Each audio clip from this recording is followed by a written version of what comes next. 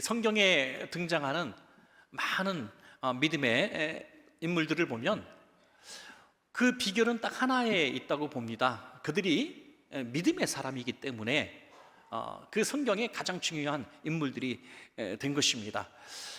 사실 저와 여러분이 많은 시간 기도할 때 기도하는 제목 중에 하나가 하나님 제게 믿음을 주십시오 라는 기도를 하고 있습니다. 믿음이 부족하기 때문에 자꾸 어떤 상황에 맞닥뜨리면 믿음이 꺾이기 때문에 또 하나님 앞에 도움을 구하는 거죠. 하나님 제게 믿음을 주세요. 믿음을 주세요. 왜 이렇게 믿음이 필요하고 또 믿음이 지속적으로 채워져야 되는 시간이 필요한지 우리는 잘 알기 때문입니다. 그래서 이 믿음은요, 우리가 구해서 처음 받는 것도 중요하지만 끝까지 지키는 것이 더 중요한 줄로 믿으시기 바랍니다. 받은 믿음을 지키는 게 너무너무 어려워요.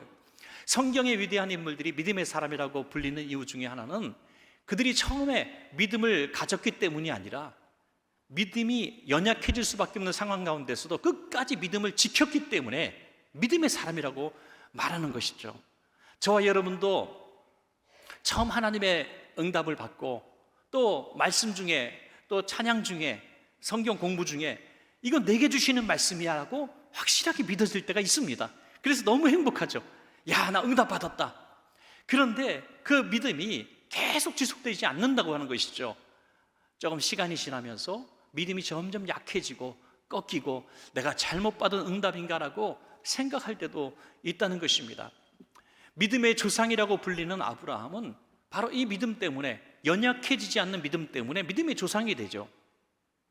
75세에 아들을 주시라는 약속을 받았지만 무려 25년 동안 이 믿음을 지킵니다. 더구나 자기 몸이나 사례의 몸이나 아기를 낳을 수 없는 몸인 것을 날마다 알면서도 믿음이 약하여지지 아니하였다라고 성경은 말씀하고 있습니다. 그래서 믿음의 사람이고 그 믿음대로 응답을 받은 것입니다, 여러분.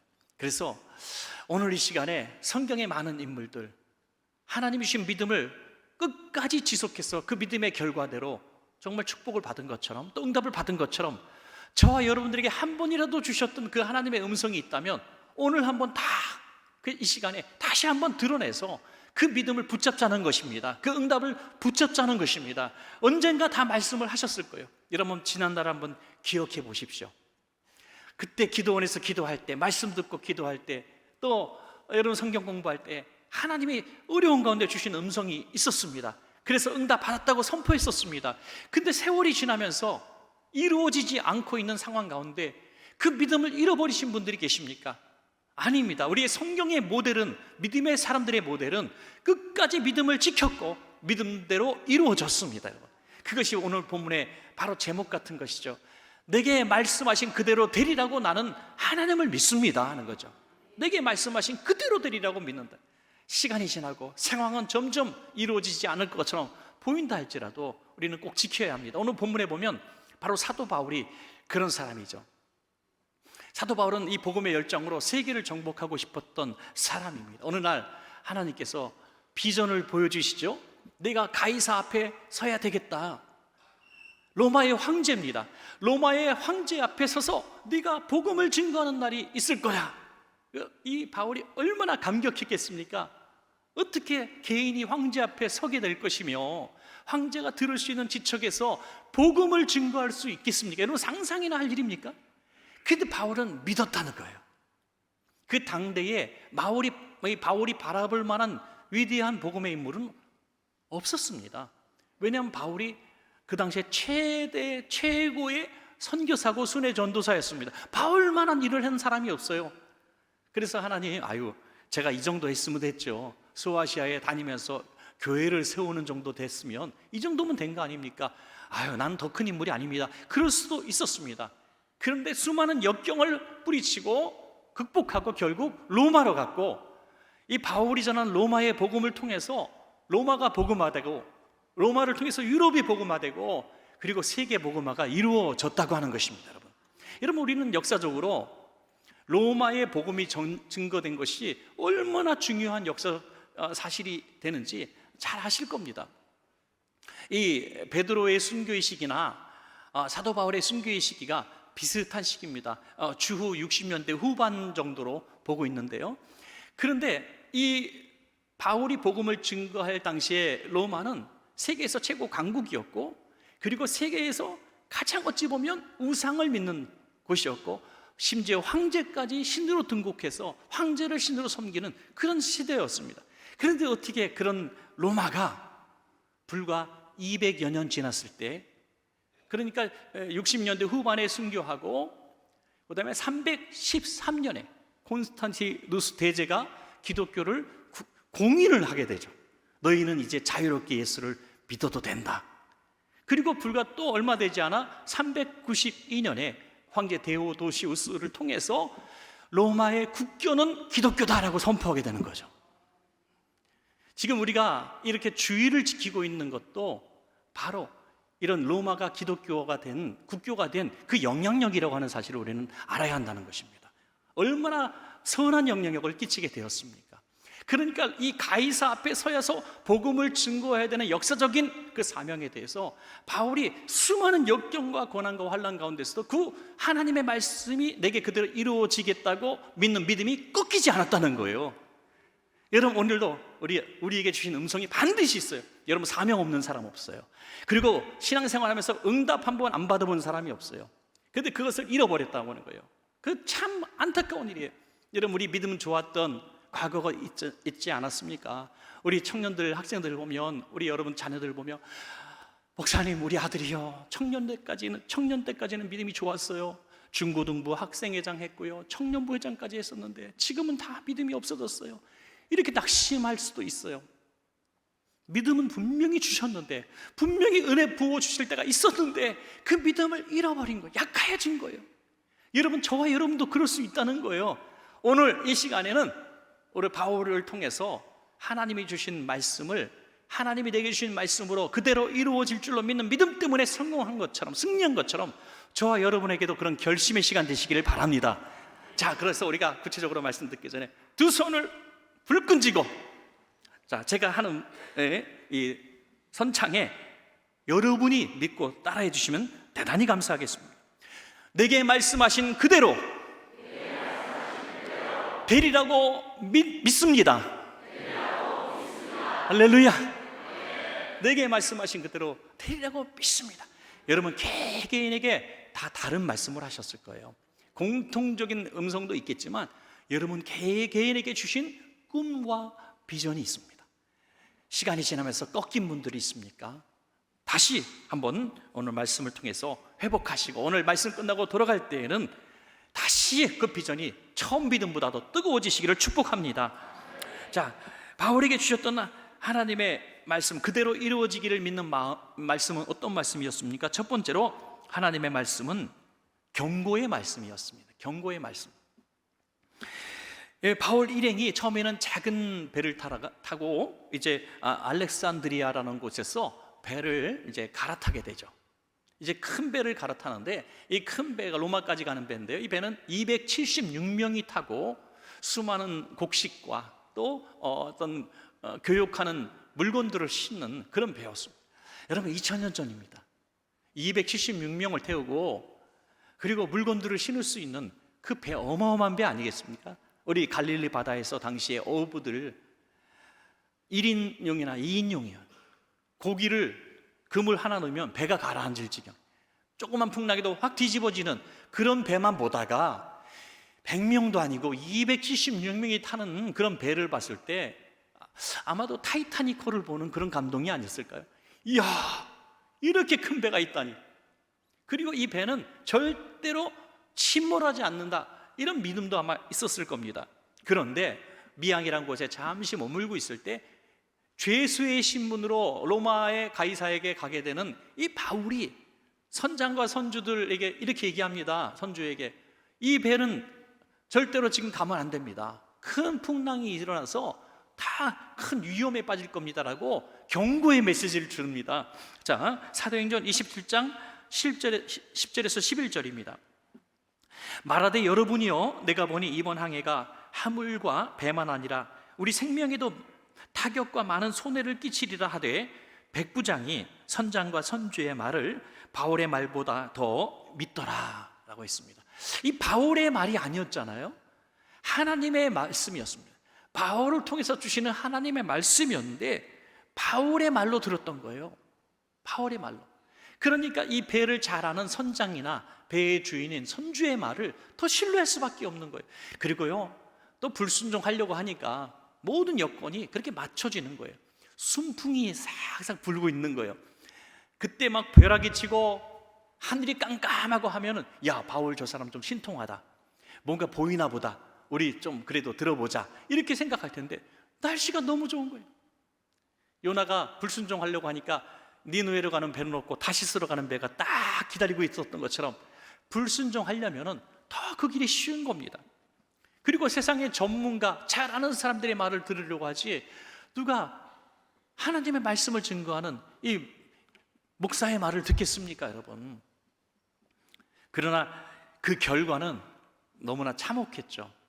결국에는 불순종하고 항해를 하다가 너무나 큰 폭풍이 불고 풍랑이 붑니다. 그래서 이 풍랑의 이름까지 붙여줬어요. 유라굴라라고 하는 이 광풍, 소위 광풍을 만나서 배가 다 깨지게 됐어요. 그리고 교육하는 사람들이니까 물건이 얼마나 귀하겠습니까? 비싼 물건들을 실었을 텐데 그 물건들을 다 바다에 던지게 됩니다. 배를 가볍게 하기 위해서. 그래도 안 되니까 꼭 항해에 필요한 배의 필수 도구들까지 다 버리게 됩니다. 어떻게 살아보려고 정말 최선을 다한 것이죠. 그럼에도 불구하고 여러 날 먹지 못하고 자지도 못하고 아무리 힘써도 안 되고 구원의 소망이 전혀 보이지 않는 그런 상황까지 되게 됩니다. 그때 바울이 이렇게 얘기합니다. 사도행전 27장 21절에 여러 사람이 오래 먹지 못하였음에 바울이 가운데 서서 말하되, 여러분이여 내 말을 듣고 그리대에서 떠나지 아니하여 이 타격과 손상을 면하였더라면 좋을 뻔하였느니라. 그러게 왜 하나님의 말씀을 듣지 않았습니까? 깨달아야 합니다. 이렇게 이야기하는 겁니다.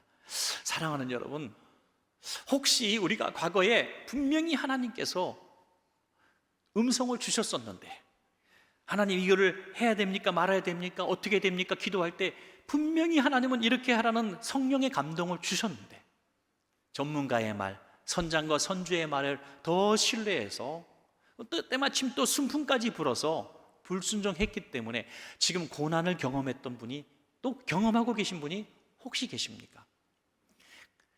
그렇다면 우린 다시 그런 실수를 하면 안 되는 거죠. 하나님께서 경고의 음성으로 응답하실 때 그 하나님의 말씀은 반드시 이루어집니다, 여러분. 순종하면 복이지만 이 경고에 불순종하면 경고대로 고난을 당하게 되어 있습니다. 그래서 우리는 이런 경험을 통해서, 우리 인생의 그런 과거의 경험들을 통해서 다시는 하나님의 경고의 메시지에 불순종하지 않는 우리가 되어야 될 줄로 그렇게 믿습니다, 여러분. 자, 두 번째로 하나님의 말씀은 희망의 말씀이다 하는 거죠. 희망의 말씀.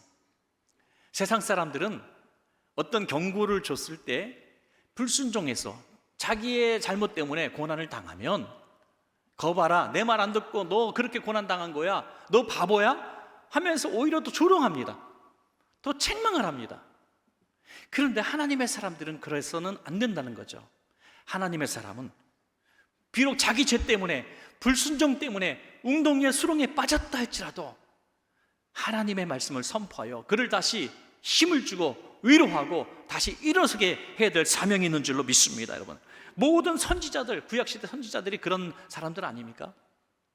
너희들 이렇게 불순종하고 우상 숭배하고 하나님의 말씀을 거역하면 너희는 나라를 잃어버리고 또 백성들은 포로로 끌려갈 거야, 곡소리가 날 거야 라고 얼마나 오랫동안 예언했습니까? 그런 선지자들을 잡아 가두고 때리고 불순종해서 결국 나라는 망하고 포로로 다 끌려가 버렸어요. 그럼 선지자들이, 거봐라, 하나님 말씀 듣지 않으면 너희 이렇게 당하지 않느니, 이렇게 고소해 있지 않고 그들을 위해서 눈물을 흘리면서 회복에 대한 메시지를 주는 것입니다.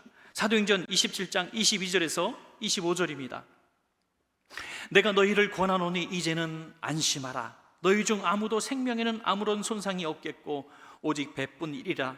내가 속한 바, 내가 섬기는 하나님의 사자가 어젯밤에 내 곁에 서서 말하되 바울아 두려워하지 말라 내가 가이사 앞에 서야 하겠고 또 하나님께서 너와 함께 항해하는 자를 다 내게 주셨다 하였으니 그러므로 여러분이여 안심하라 나는 내게 말씀하신 그대로 되리라고 하나님을 믿노라. 아멘. 조금 전에 주셨던 하나님의 말씀은 경고의 메시지로, 그들은 경고의 메시지로 받지 않았을 때 고난을 당합니다. 그러면 그 하나님께서 그 경고의 메시지로 끝났더라면 우리에겐 희망이 없는데, 또 어젯밤에 그 고난이 가득한 그 시간에 하나님은 또 다른 메시지를 주셨다는 거예요. 이제는 안심하라. 이제는 안심하라. 두 가지 확신을 얻게 되죠.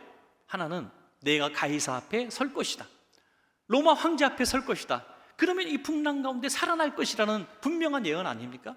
또 이 276명을 다 너에게 주었다. 만약에 200명을 너에게 주었다라고 얘기하면 70여 명은 이 배에서 빠져나오지 못하는 거죠. 풍랑 가운데 죽을 수밖에 없는 겁니다. 근데 전원을 너에게 주었다. 한 명도 죽지 않을 거다. 이런 음성을 들었다는 거예요.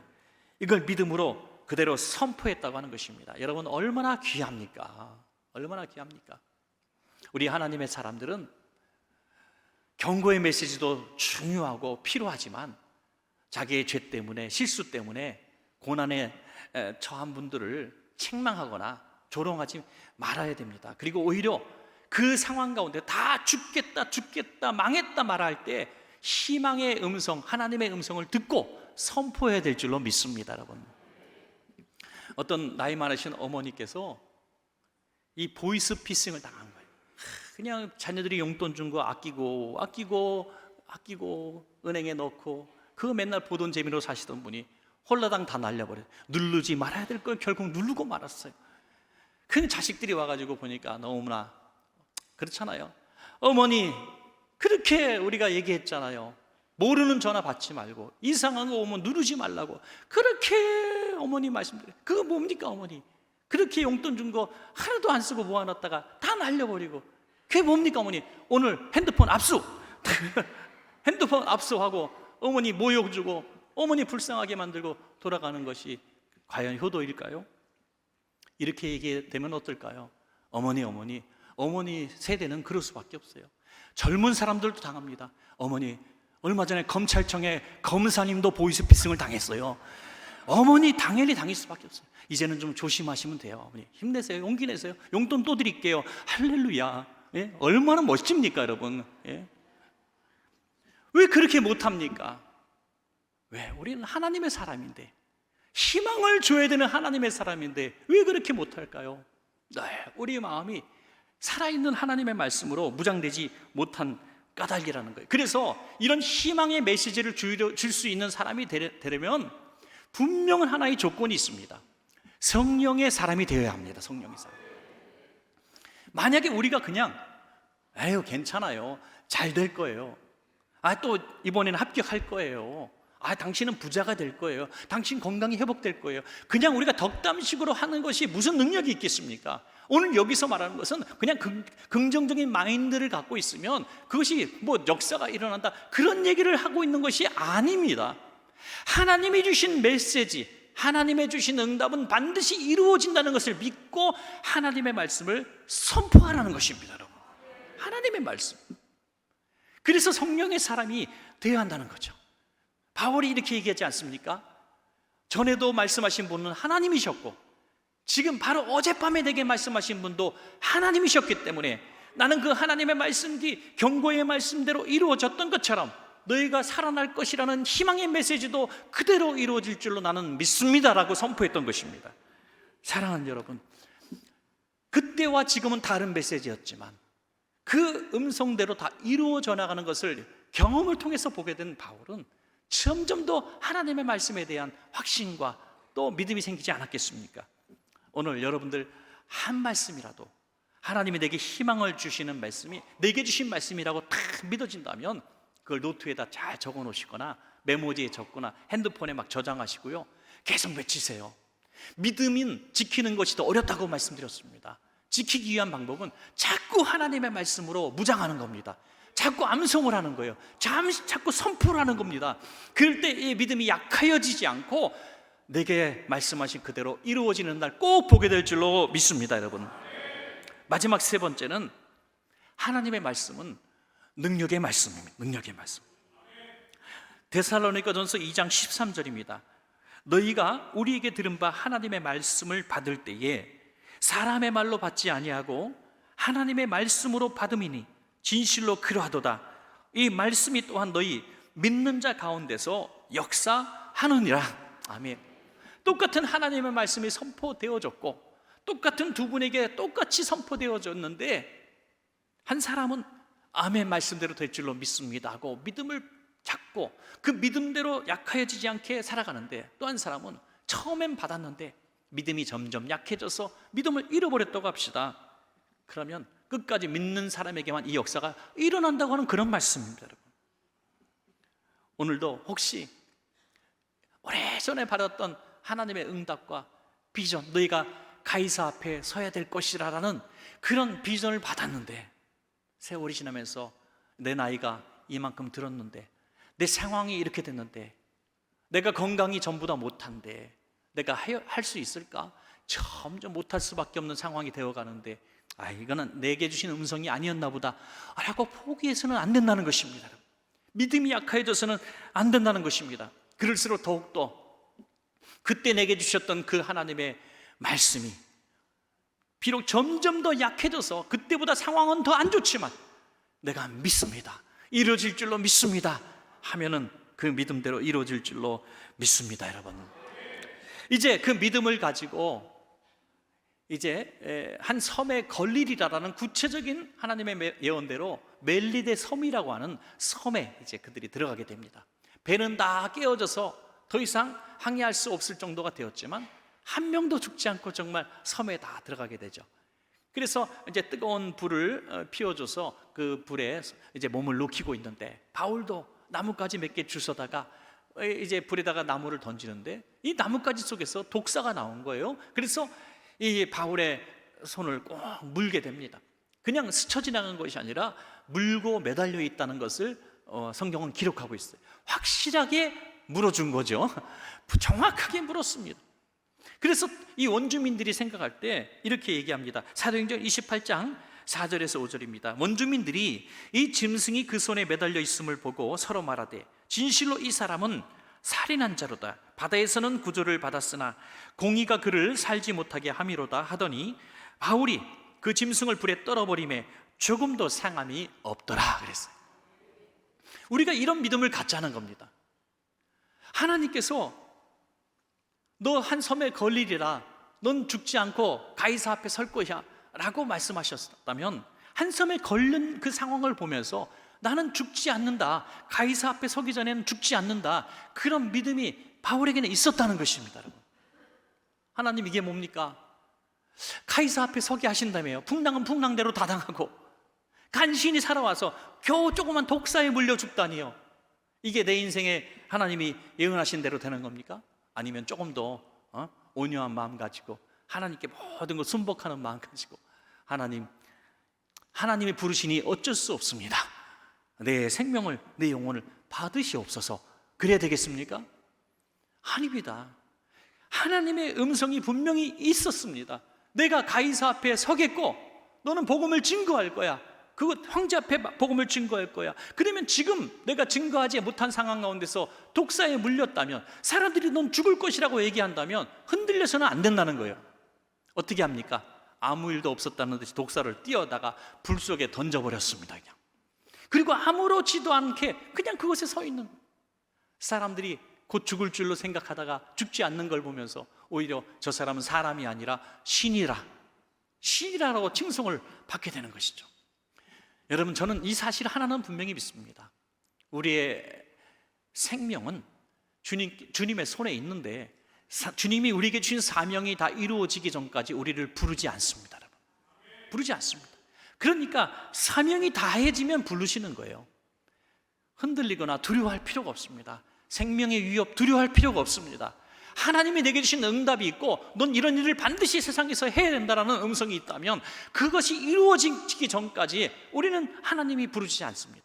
그러므로 그 믿음 가지고 그 응답대로 주님 부르시는 날까지 열심히 그 응답대로 살아야 할 줄로 믿습니다. 여러분, 독사를 불에 던지는 것처럼 우리를 물고 있는 그 부정적인 세력들, 넌 안 돼, 넌 망할 거야 하는 그 세력들을 독사를 던지듯이 던져야 된다는 거죠.